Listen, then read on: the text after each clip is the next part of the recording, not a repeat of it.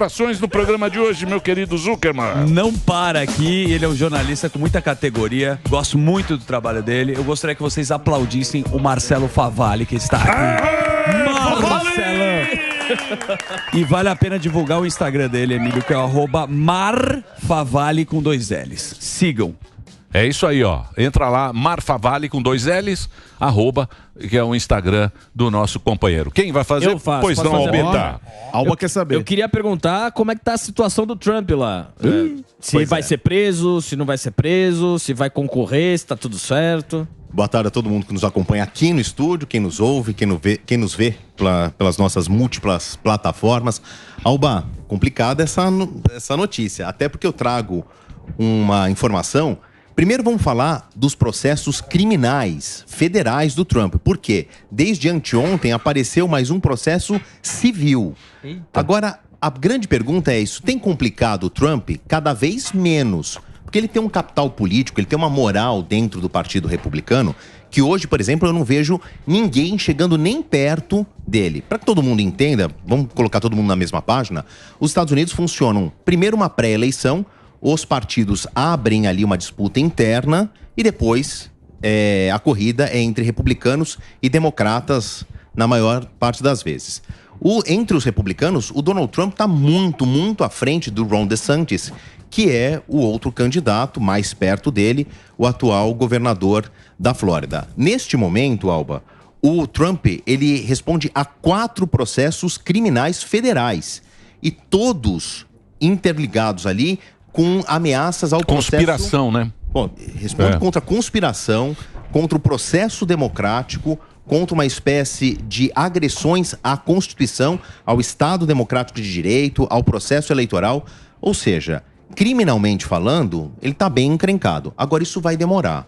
Os processos, eles são longos, ele tem o direito de recorrer, então ele pode levar a instâncias superiores, e aí nós estamos falando de anos. E lá nos Estados Unidos não existe a lei da ficha limpa. Se ele não estiver preso, o que a gente chama aqui de transitado em julgado, com todas as hipóteses de recorrer sendo julgadas, ele pode continuar concorrendo à presidência e, se caso eleito, ele vai tomar posse. A eleição no ano que vem é na primeira terça-feira de novembro de 2024. Nenhum desses processos vai terminar até lá. Agora, ele também responde pelas esferas civis. Na quarta-feira apareceu em Nova York uma suspeita, é mais do que uma suspeita, já tem um inquérito policial, isso já foi acatado por uma promotora no estado de Nova York, que diz que ele e a família inflaram os valores da Trump Corporation, que ele talvez não seja tão rico o quanto ele diz para o fisco americano. E por que ele fez isso?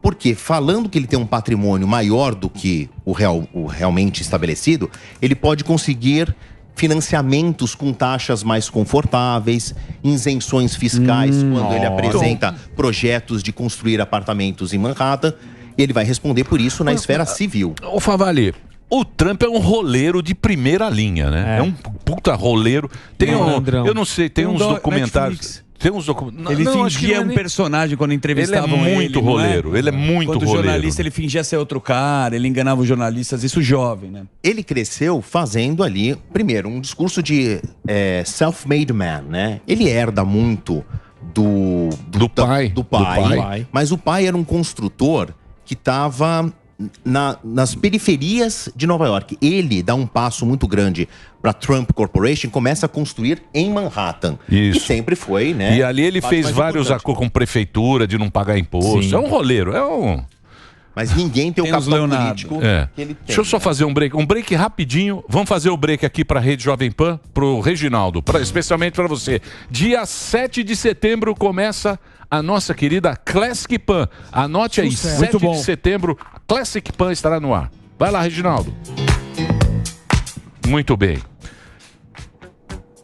Partindo desse princípio desses caras, né, que eram os outsiders, que a gente teve muito, agora tem o Milei na Argentina, que é um outsider, e a Argentina está vivendo pela primeira vez, acho que um outsider. O Macri já era da política, né? Já era, e era um tradicional político da direita. Isso. A gente, sei lá, há quantos anos? Talvez 70 anos, desde o fim das ditaduras militares na Argentina, a gente vê uma disputa muito clássica entre o peronismo, que é algo muito amplo, existem vários tipos de peronismo, mas sempre com uma tendência de esquerda, e uma disputa da direita. O Milei, ele é um ponto realmente fora da curva. Dá para colocá-lo como uma direita tradicional? Talvez nas pautas de costumes, que ele fala não ao casamento de pessoas do mesmo sexo, aborto, legalização de drogas, estas pautas que são muito costumeiras da direita. Mas quando a gente olha as perspectivas econômicas do Milei, aí é uma outra coisa, né? Ele é um libertário, um anarcocapitalista. Então, mas deixa eu perguntar, você que manja muito de geopolítica. Tudo isso que a gente está vendo, por exemplo, você pega aqui na América do Sul. Todo mundo que entrou prometendo o negócio e o povo foi lá e votou, que nem agora parece que na Argentina não vai ter nem um segundo turno. Parece que ele vai levar... Vai ser na primeira. Vai levar na primeira. Aqui teve o Bolsonaro. O Bolsonaro era um cara que também se vendia de outsider. Eu sou antissistema sendo deputado há 40 anos. O Milei também. Sou antissistema. Mas é deputado. Sou deputado há 100 anos. Então, quer dizer, os caras se mostram fora do esquema, mas estão dentro do esquema. Já começa aí uma confusão. Você não acha que cada vez mais esses caras mostrando que o sistema é ruim, entrando no sistema, eles não conseguem resolver, não conseguem governar. Exatamente. E aí o público cada vez vai desacreditando mais na política. Emílio, isso tem um nome, chama governabilidade. Vamos voltar aqui, vamos sair então da esfera da Argentina, pegar um outro exemplo para a gente não dizer que então o Milei não tem chances. Vou pegar aqui a história recente da América Latina. Pedro Castilho, no Peru, um cara de esquerda, raiz, estava correndo por fora, quebrou aquela tradição de uma disputa entre a centro-direita e a esquerda, ou a centro-esquerda, porque a gente tem um partido muito tradicional, ou um movimento político, melhor dizendo, muito tradicional dentro do Peru, que é o fujimorismo. Sim. Então, que é mais a direita tradicional, a herdeira Keiko Fujimori, filha do Alberto Fujimori. E o Pedro Castilho começou correndo por fora. Levou com esse discurso, olha, eu tô fora aí do sistema. Eu vou quebrar o status quo. Nós vamos fazer um negócio diferente. Eu vou salvar a pátria diante de uma instabilidade financeira que o Peru estava vivendo, alto custo de vida, um aumento do abismo social. O que aconteceu com o Pedro Castilho? Está preso. Sofreu um processo de impeachment. Não teve governabilidade, porque ele não levou junto ali uma maciça representação dentro do Congresso. Ele não consegue governar. Então, o Javier Milei pode ganhar no primeiro turno? Tem chances reais? Vamos ver, né? Sim. Porque eu gosto muito desse... É um clichê. Eu acho que vai levar, cara. É um clichê porque é verdade. Eu acho que vai levar. Só um adendo. O Milei, ele não é conservador nesse sentido, que nem fazer um paralelo com o Bolsonaro. Ele é a favor e ele fala abertamente que ele é a favor ao casamento gay. Não tem problema nenhum. Isso aí é uma diferença que tem dele para o Bolsonaro quando fazem essa comparação. Ele é totalmente a favor do casamento gay. Inclusive, se pessoas trans falar, você quer ser um puma, eu te chamo de puma, não tem problema nenhum. Isso aí, ele é um cara liberal. Ele é libertário, né? Meu amor. De qualquer maneira, Morgado, ele ainda tem... Ele tá clivando a imagem dele, tá colando a imagem dele com esse voto mais conservador na pauta de costumes. Aí quando você fala em economia, não, ele quer enxugar... Não, costume não, é mais então, uma questão econômica mesmo. Então, mas vamos lá. Esses caras estão aparecendo porque os grandes partidos não falam mais com o povo. Isso. Sim. Ou seja, os partidos grandes, o PT, o PSDB, todos esses partidos aí, não falam, mas não conversam mais com o povo. Aí aparece um cara de fora falando, ó, nós não estamos mais conversando com você, porque eles só querem tributar, tirar a nossa grana. É isso mesmo. E inflar o Estado. Emociona, e trabalhar mais. Não tem mais direito trabalhista, não tem mais nada. Aí você fala, porra, esse cara tá falando comigo. Esse cara, ele tá falando comigo. O meu partido, que eu sempre votei, não fala mais comigo.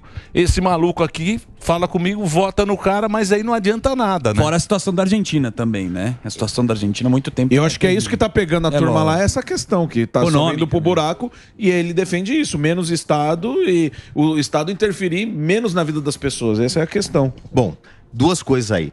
O discurso de eu sou o novo é um dos discursos mais velhos da política, né? Tem aí. E aí Aí você pode falar de democracias aqui na América Latina, ir para os Estados Unidos, para qualquer lugar. Sempre a mesma pessoa, ela encara dois personagens que depois eles mudam, que é o seguinte, o candidato e o político eleito, né? Uma coisa é prometer, o discurso é feito num papel em branco, e papel em branco aceita qualquer coisa. Depois, para cumprir isso, é muito difícil. E aí tô falando de centro-esquerda, centro-direita, a direita mais tradicional, a esquerda mais radical. Cumprir é muito difícil se você não tem a chamada governabilidade. O Milei, ele está prometendo enxugar o Estado. Isso, de fato, é um problema crônico da Argentina. É um Estado inchado, gorduroso, com muito funcionalismo Sindicato público. pra caramba. Aí ele vai ter que bater de frente com os sindicatos que são fortes. Enxugar o Estado, diminuir o número de ministérios, por exemplo, acabar com algumas das autarquias, significa que você vai demitir funcionários públicos. Você vai ter que pagar indenizações, você vai ter que ter um processo que depois isso gera reclamações na justiça, vai ter um custo de primeira ordem muito grande. Ele vai ter esse dinheiro em caixa? Prometer faz sentido esse discurso. Ele vai conseguir cumprir? Tem umas outras coisas aí que ele faz num discurso forte, tem um aplauso da claque, mas também levando isso para o prático, será que é mesmo a exemplo de sair do Mercosul?